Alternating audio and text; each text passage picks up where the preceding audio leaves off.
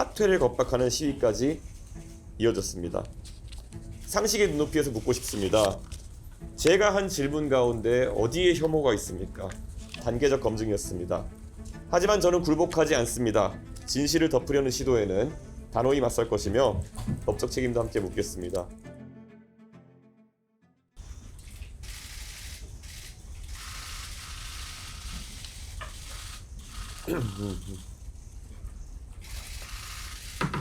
안녕하십니까. 개혁신당 대통령 후보 기호 4번 이준석입니다. 지난 27일 제3차 대선 토론에서 저는 인권 변호사 출신 권영국 후보에게 질문했습니다.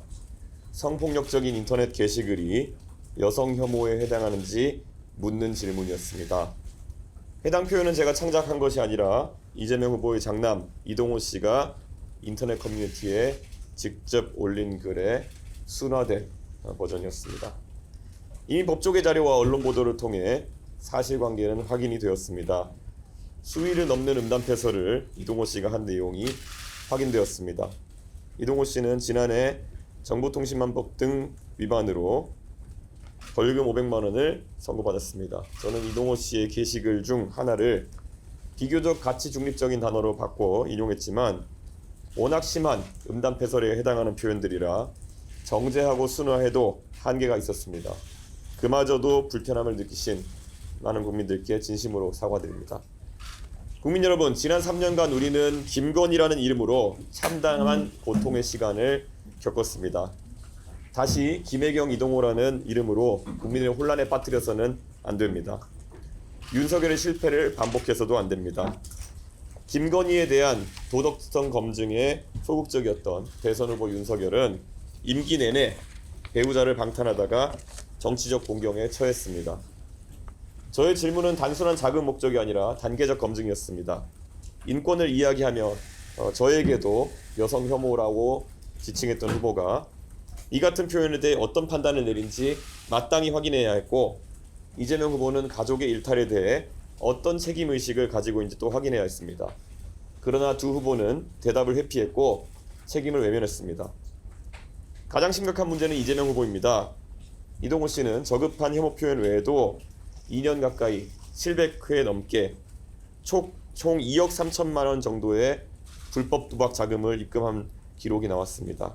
이재명 후보가 이를 모르고 있었다면 무관심이거나 무능일 것입니다. 그런 인물이 과연 나라를 맡을 자격이 있겠습니까? 이재명 후보는 토론 자리에서 이러한 검증을 신변잡기라며 덮으려고 했습니다. 그러나 대통령 후보자에 대한 검증은 사생활의 문제가 아니라 공적 책임의 연장선입니다. 저는 그 점을 분명히 하고자 합니다. 저에 대한 검증 역시 얼마든 환영합니다. 그런데 지금 문제를 제기한 저에게 혐오의 낙인을 찍으려는 집단 린치가 계속되고 있습니다. 민주당, 시민단체, 그리고 유튜버 등이 총출동해 저를 향한 인신공격에 나섰고 사퇴를 겁박하는 시위까지 이어졌습니다. 상식의 눈높이에서 묻고 싶습니다. 제가 한 질문 가운데 어디에 혐오가 있습니까? 정말 성범죄자로 지탄받아야 할 사람은 누구입니까? 이것이 이재명 후보가 더욱 막강한 권력을 갖게 되었을 때 우리가 마주하게 될 미래입니다. 표현의 자유, 검증의 의무는 사라지고 집단으로 가해지는 린치와 권력에 대한 충성만 남게 될 것입니다. 하지만 저는 굴복하지 않습니다. 진실을 덮으려는 시도에는 단호히 맞설 것이며 법적 책임도 함께 묻겠습니다. 오늘 오후 2시까지 사실관계를 반대로 뒤집어 저에 대해 방송과 인터넷 등에서 허위사실을 유포하거나 게시한 이들은 자진 삭제하고 공개 서거하십시오. 그러지 않으면 강력한 민형사상 대응에 나설 것입니다. 국민 여러분, 부모는 자식을 위해 헌신합니다. 그러나 자식이 파괴적인 길로 가는 것을 외면하는 것은 책임이 아니라 방임입니다. 권력욕에 눈이 먼 지도자가 가족조차 책임지지 않는다면 그에게 국민을 맡길 수는 없습니다.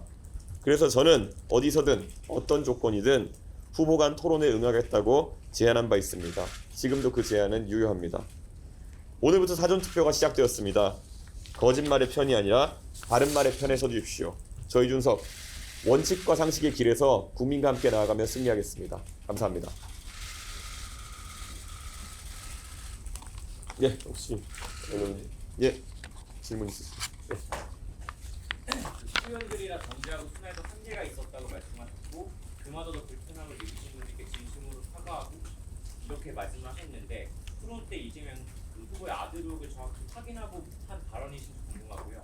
그냥 전 국민이 보는 TV 토론에서 꼭 그 문제를 그런 식으로 꺼냈어야 됐는지 궁금합니다.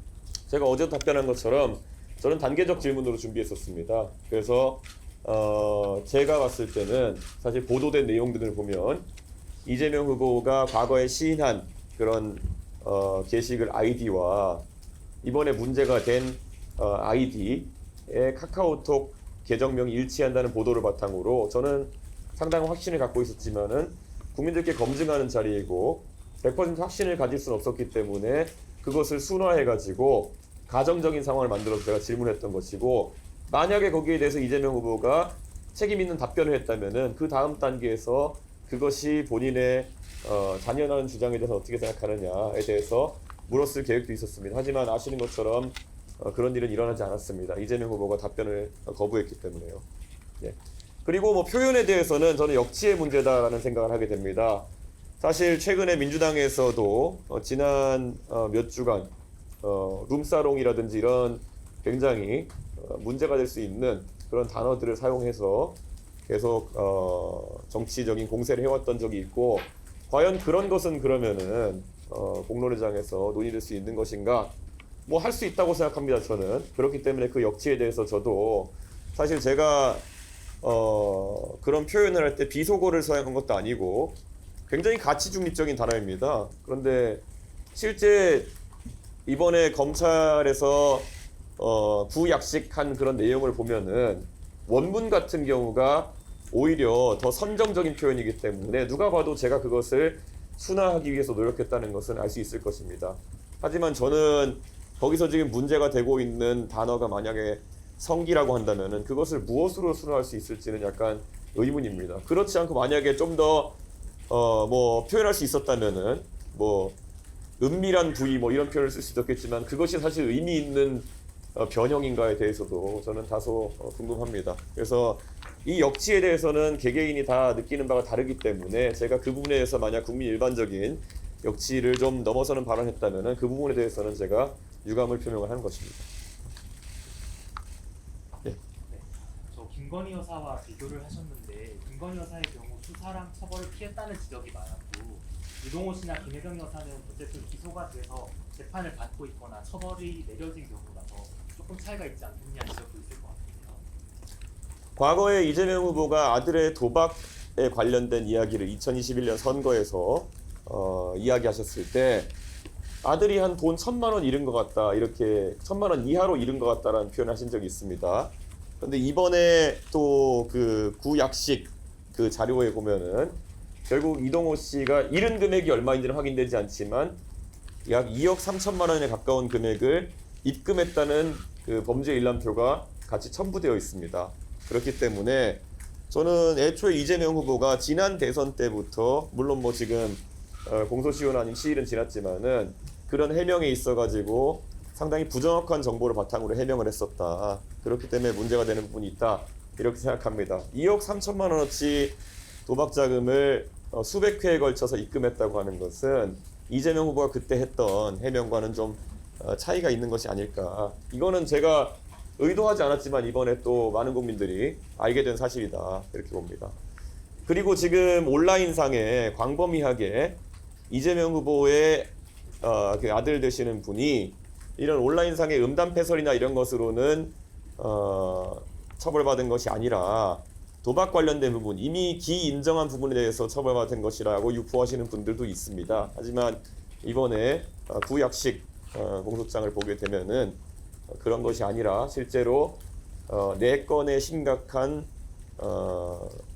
그런 음란성 발언에 대한 사실관계를 검찰에서 인정한 것이다, 저는 이렇게 생각합니다.